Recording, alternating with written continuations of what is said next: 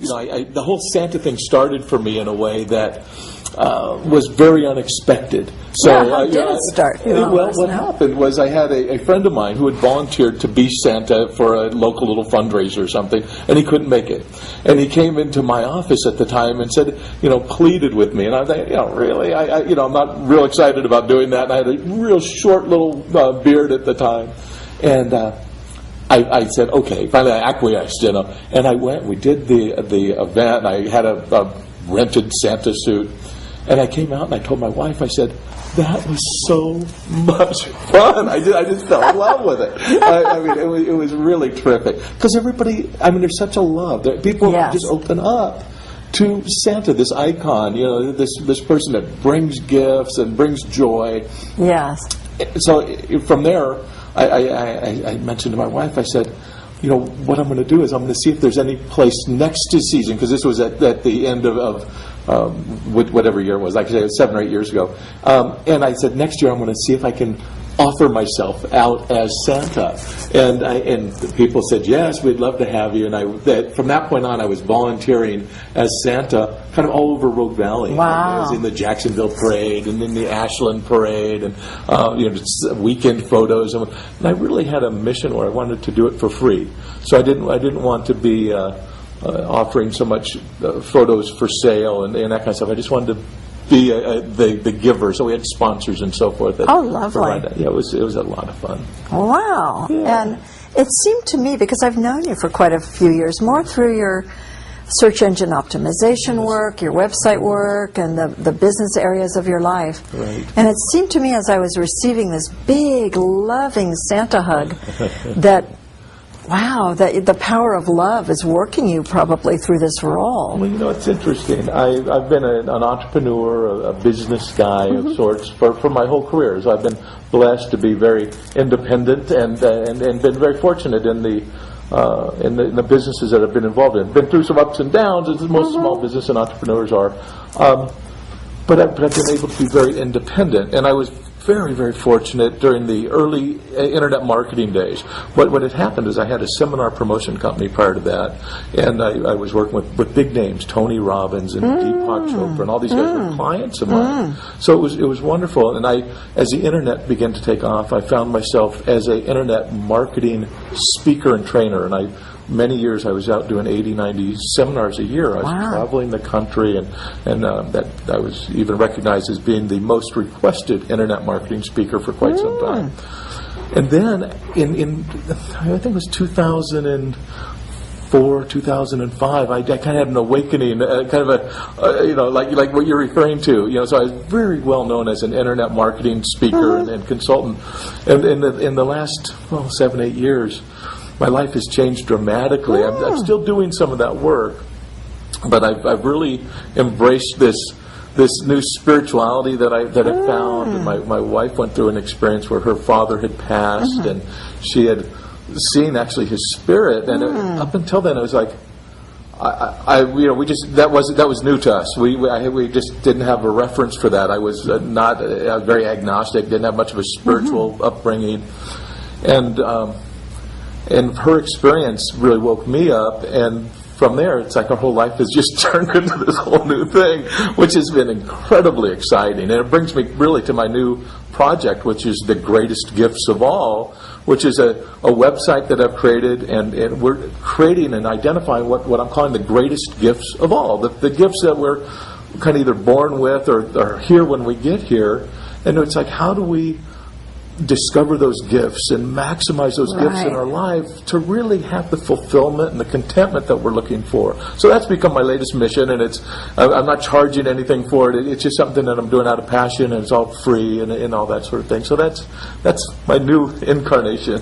Beautiful. And you were saying, I think, that the motivation to create this big gift that you're now giving out to the world, the greatest gifts of all, seemed to come from this awakening of love maybe through the Santa work or something. Sounds like you were just opening more and more. Is it to love and wanting to be a presence of love and of giving in the world, or Exactly. what was that? You know, that's exactly what it is. So here, imagine this. Okay, so I'm in Southern California, driving down the freeway, and in my Santa gear, going to a mall. Because in the year 2011, I took the first paying opportunity, you know, as Santa, and the first time I ever worked in a mall and did any of that sort of thing, and it happened to be in Southern California in the Beverly Hills area. So I'm driving down the freeway in my Santa outfit, and people on the other side of the freeway, the San Diego, the 405 Really? freeway, you know, you hear them hollering out the window, Santa! You know? And I'm cracking up, and I'm ho-ho-hoing back, and, you know, and it was just Wow. unbelievable, and it would happen every day, you know. Oh and it my happened- gosh, what a joy. I'm just thinking, oh, this is too much fun. You know, I just really was having a good time with it. But something really profound happened at that mall. I was on a little break, and I was walking back to the little booth area that they had set up, and a woman came up to me, and we were in kind of, you know how they have the little nooks in the malls where you walk back in and there's closets and maybe janitorial supplies and things. She kind of grabbed me, Santa, and she pulled me into one of these little nooks, and she said, "Can I talk to you for a minute?" And she started pouring out her heart and telling me about her relationship that wasn't going well, and her work that wasn't going well, and you know, all these things in her life. And I'm trying to counsel and console and you know, hug and do all I can to help.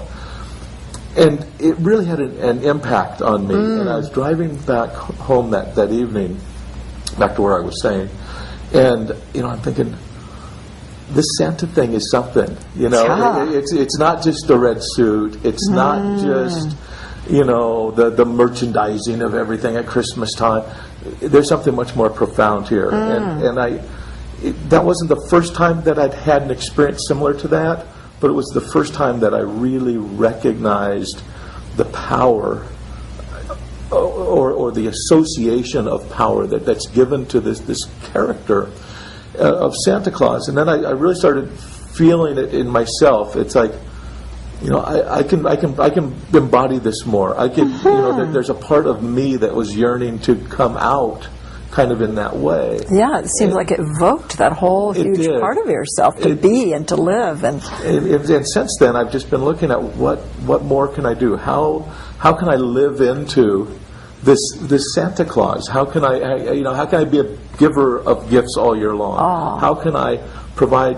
Because what the spirit of Christmas is, and that's what I'm really have been all about from the beginning. I don't care about the toys, and I don't care. I mean, I do because the kids like it and everything, but it's really more about the spirit. It's about that spirit of caring and compassion and love that's expressed so openly during those few weeks of the year and during that particular day.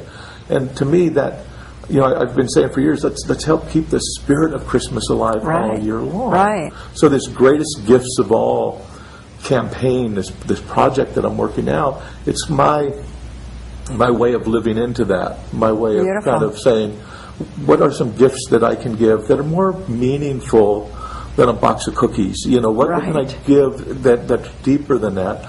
And I started looking at my life, and people have told me for many, many years that I have had a sense of, you know, and I use the word jolliness now because of the Santa thing, but they've always said, you know, you're so happy, you know, going through some tough times, and you always are so happy, and you know, and I've always felt that way. So, despite really tough times, like what kind of tough I times? had a time where my son had brain surgery. He had an abscess in his brain, and he would collapse. I had to carry him to the doctor's office. You know, he couldn't walk. I had to carry him in my arms, and he was in the hospital for, you know, having brain surgery, and that was very emergency oriented, and then he was in the ICU for weeks after during the recovery.